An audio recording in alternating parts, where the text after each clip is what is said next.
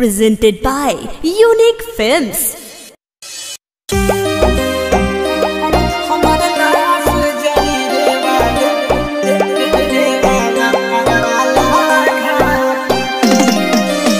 मोहब्बत का नतीजा दुनिया में हमने बुरा देखा।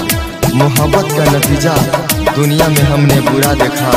जिन्हें दावा था वफा का उन्हें भी हमने बेवफा देखा। अंकुर राज डीजे अंकुर राज डीजे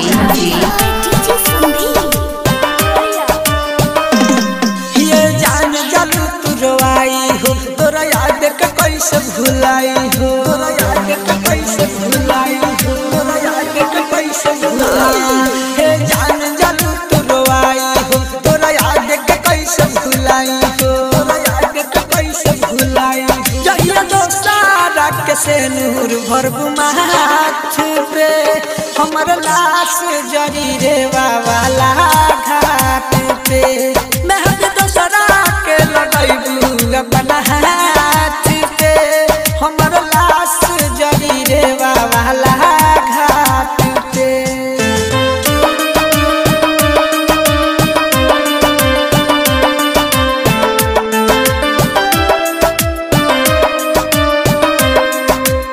जिंदगी है सफर का सिलसिला, कोई मिल गया मिक्स वाई डीजे अंकुर राज था दिन रात दुआओं में, वो बिना मांगे किसी और को मिल गया। तोहर ना हम सब जुदाई काहे करेलू बेवफाई। हम तो तोहके अपन मननी तू तो बन गइलू हर जाई, तू तो बन गइलू हर जाई, तू तो बन गइलू हर जाई।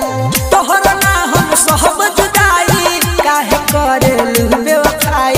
हम तो तोहके अपन मननी तू तो बन गइलू हर जाई, तू तो बन गइलू हर जाई। अब भरोसा बनलई की के बात पे हमर लाश जरी रे वाला घाट पे। मेहद दोसरा के लड़ाईबू अपना हाथ पे हमर लाश जरी रे वाला घाट पे। Presented by Unique Films. Unique Films.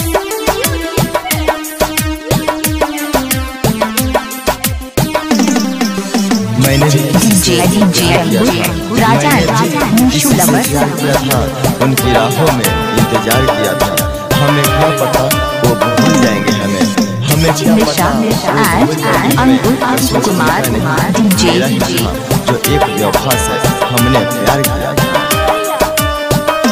हाँ, जान से ज्यादा चाहत रहे तोहके चंदन चांद हो। का खता भइल संदीप से पहले तू बर्बाद हो, पहले तू बर्बाद हो, पहले तू बर्बाद हो। जान से ज्यादा चाहत रहे तोहके चंदन चांद हो। का खता भइल संदीप से कदल बर्बाद हो, कदल बर्बाद। भीम केला सोने सुतहबू न खाट पे हमर लाश जरी रे वाला घाट पे। मेहदी दोसरा के लगैबू अपना हाथ पे हमर लाश जरी रे वाला घाट पे। Radhe Recording Studio, Deoria. जान जलू तू रोई हो तोरा याद का कैसे भुलाई। निशु बेवफा कैसे भुलाई हो तोरा याद का कैसे भुलाई। हे जान जलू तू रोई हो तोरा याद का कैसे भुलाई हो, तोरा याद का कैसे भुलाई। जहिया दोस्तारा के से नूर भरबू माथ पे हमर लाश जरी रे वाला घाट पे। मेहद दोसरा के लड़ाईबू अपना हाथ पे हमर लाश जरी रे वाला घाट पे।